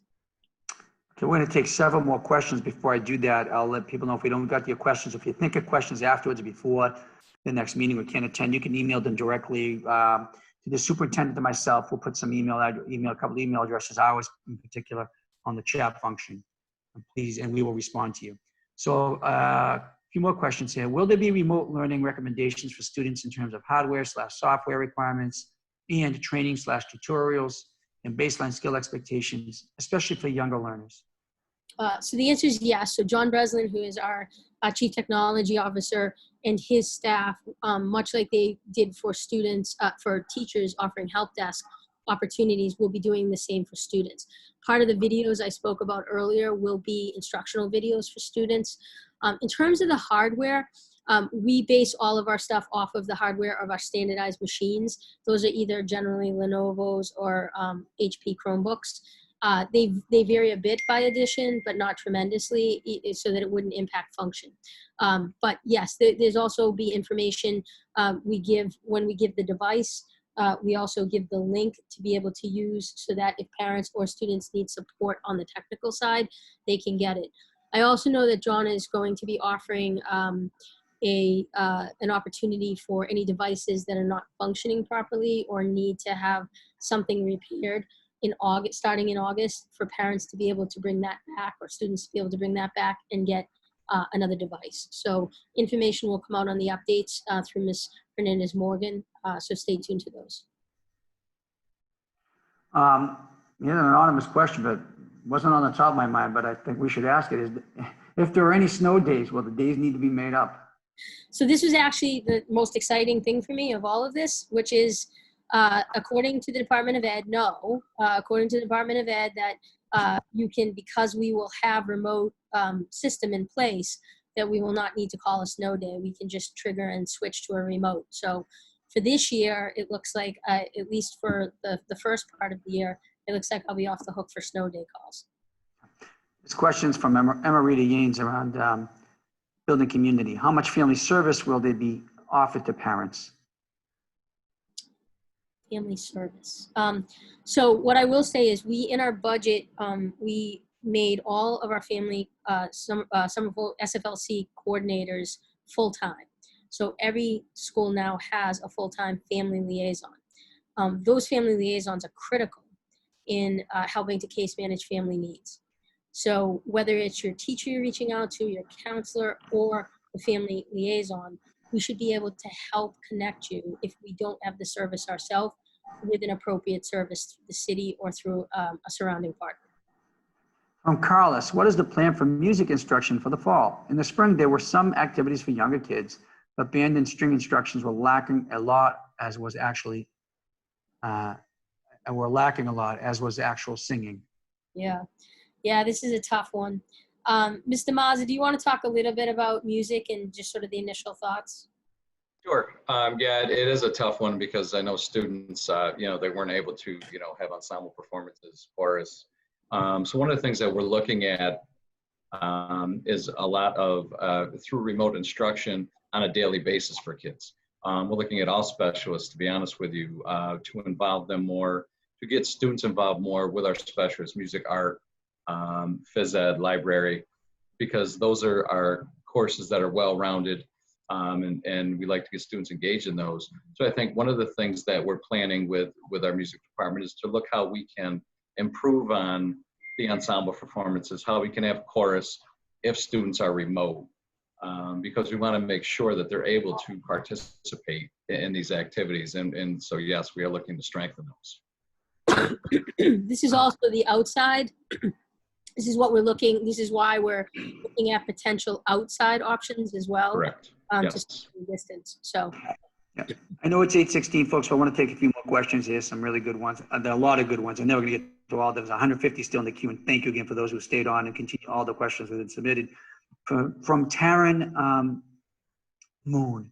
In a previous email, Superintendent Skipper mentioned that they would be doing walkthroughs of school buildings with ventilation experts. Will the results of those walkthroughs be made public? If certain schools do not have safe conditions, do individual schools have the flexibility to be remote? I will tell you the first part, all results will be made public, yes. And we will have to determine, depending upon what those recommendations are, we'll have to make a decision upon whether we can adapt the buildings to meet proper ventilation and health and safety standards. And I think Superintendent Skipper, you can answer the flexibility question around remote learning. I mean, I think that's something we're going to assess. There are some buildings for which, because of their function, we can't, or their size, we can't necessarily just automatically come up with a solution for. So there may be that need, or there may be that need for a period of time. Once we get the information back, that's when we'll really have a deeper understanding of whether something could, one community could be moved to someplace else, or whether it's a big enough problem that we might need to go fully remote. I'm going to take these next three will be the last three, and they're pretty robust. So let's go at it. From Becky Lopez Filho. Is it possible that some groups of higher need students, example given ELL, younger grades, SPED, high risk at home situations, et cetera, may be on a more robust in-person schedule, even if there is a hybrid model, other grade bands or peers? For example, some kids might attend in person 4 days per week, while others would only attend in person 2 days per week. My guess is that there would be privacy and equity issues that would impact that possibility. But I know some other districts in the country are looking at bringing in some grade bands, but not others, and providing additional in-person supports for ELL and SPED students. Thank you, Becky, for the question. So thank you as well. So I think, Becky, this is something we want to actively look at. I think this can also be a way that we might be able to concentrate particular services for special education and ELL students on particular days. So if you have a couple of days that are your normal teacher, but then you have other services that are over and above what you would typically experience in class, we may be able to convert some of the remote time to use those. So that is something we're definitely interested in looking at. From Anna, and I apologize, Anna, if I don't get your last name right, Sajina. What is the timeline? It seems a lot of things still need to be decided, but we're approaching the start of school rapidly. Once a plan is agreed upon, will teachers and families have enough time to adjust to it? and I'll just start off by, before I hand it off, we want to get it right.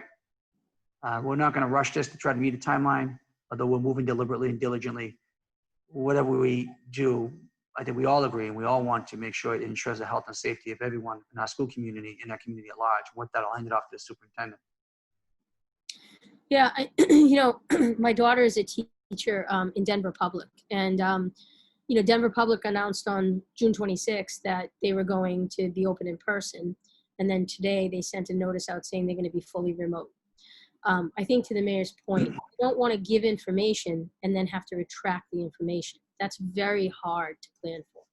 I think what we're attempting to do is give you the information as we get it and we assess it, and we can make some decisions with it. And that's the commitment we have to be as transparent and to do it as quickly as possible, but to do it in a way where we're not going to walk down a road and ask you to plan in one direction, and then, a week before school starts, ask you to do entirely something different. So that's the commitment that you have from us, working 24-hour days to make that happen. And hopefully, over the next several weeks, some of the questions that you've asked that I've been able to answer, we as a team have been able to answer at one level, we will be able to answer at a more granular level. Sorry, folks, we're going to do 4 more questions. So 4 more questions, and thank you for them. I know that the MBTA is advocating for suspending MCAS for the year. This maps back to standards. How are we expected to keep the same standards and expectations for our students and teachers when we're operating/learning in an entirely different way? Does Somerville have a position on this? So I don't have a formal position yet on this.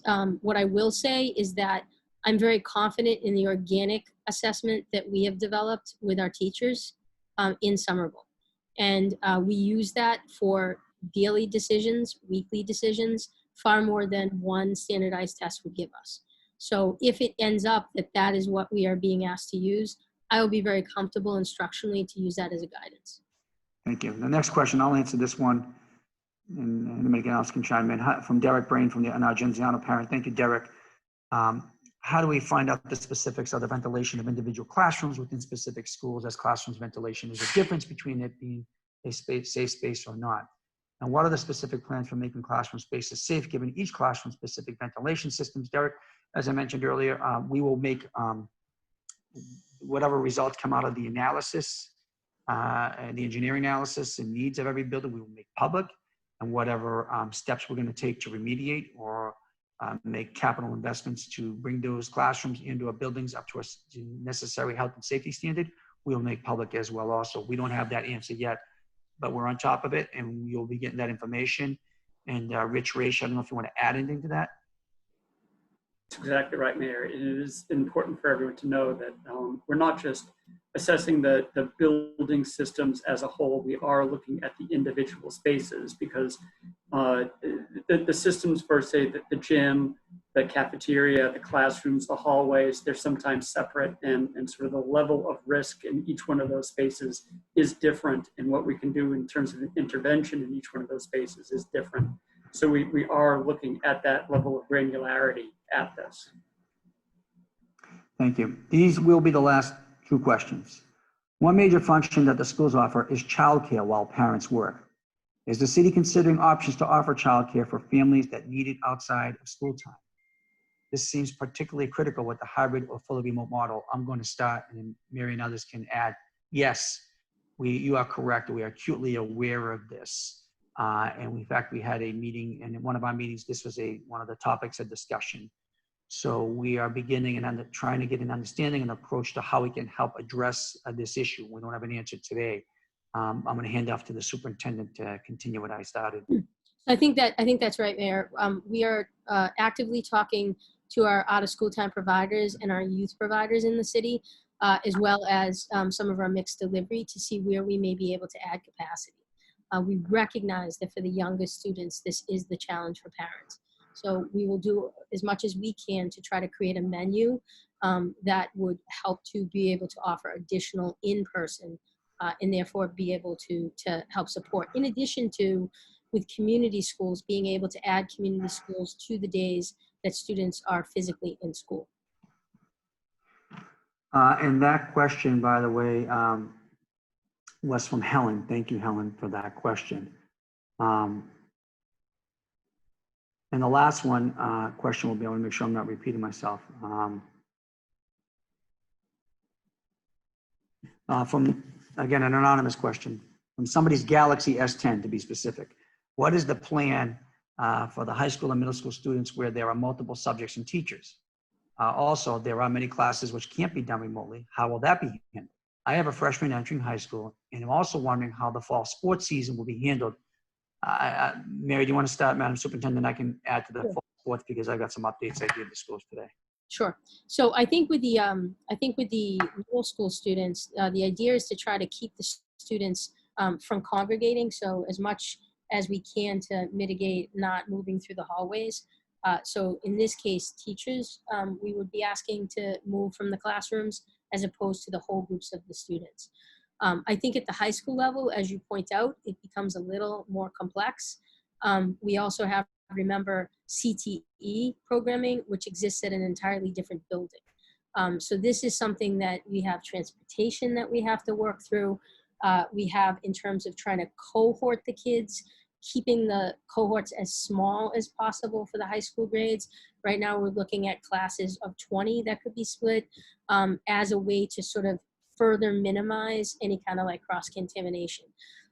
There will be some classes such as phys ed, which we may choose to do remote, or music to do remote, that might help us to refine and make the schedule a little bit easier. But again, we won't know all of that. We're piecing that together once we sort of get full report about the buildings and we know what's usable and not.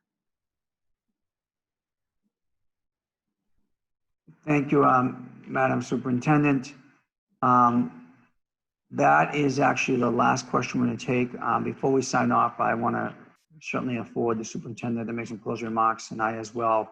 But remind everyone, if you have any questions that weren't answered tonight on the Q&A, we will post those answers to the virtual town hall website. Secondly, if you have other questions you want to ask us or these same questions, feel free to email us. Our email address is in the chat function as well. We'd also encourage you to attend the other meetings that are scheduled, including the regular school committee meeting, or the school committee meeting where there's a public commentary period. And there's a lot that's going to evolve over the next many days ahead. So we thank you for your participation tonight.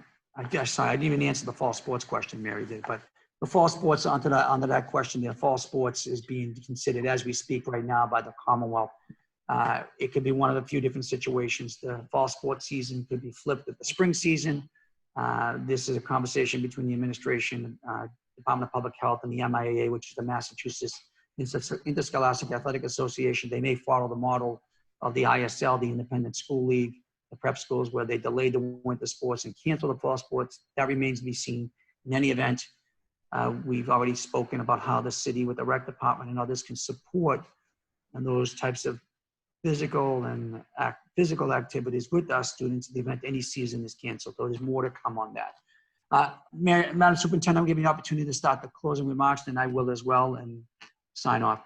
Well, first of all, I really want to thank all of my team members that are here tonight. Everybody's worked incredibly hard during the closure and straight through to try to come up with the best solutions so that our students, our staff, and our families are happy and feel safe. I think the difficulty with the pandemic is that schools are not pandemic proof. And so there isn't an easy solution to a lot of these things. In many cases, we need to develop the solution.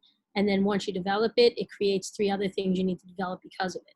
So we appreciate you being so understanding about the complexity of it and being patient. Again, we'd rather be able to give you accurate and good information than just information that then will need to change. But we do hope over the next several weeks that there'll be some solid information coming forth, more than we were able to even provide tonight. Please don't hesitate if you have questions to reach out. I feel like I have a good number of parents that reach out to me and staff. And if I'm not able to answer it directly, I will make sure that an answer is gotten for you. So again, thank you for your time. Please, if you know parents or you know community members who were not able to attend tonight, please encourage them to attend the next one, as this really is something that we want to be able to hear all voices. Thank you. Thank you, Madam Superintendent. I want to thank everybody on the staff who helped facilitate tonight's meeting, but thank especially those in the public who attended, who were able to tune in, and there are other meetings we encourage you to attend as well.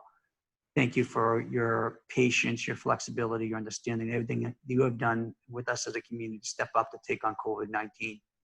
I am a parent of children in the public schools as well as a product of public schools. There are many people on this call who still have children in the Somerville Public Schools or public schools in general, or have had them. We understand and feel your concerns. The questions you have for us are they're the same questions we have every day. And the commitment we make is we're going to work tirelessly, diligently to make the best call we can make for the health and safety and well-being, the overall health and safety and well-being of our kids, our teachers, our staff, and the community. Our decisions may not be ideal. They just may be necessary.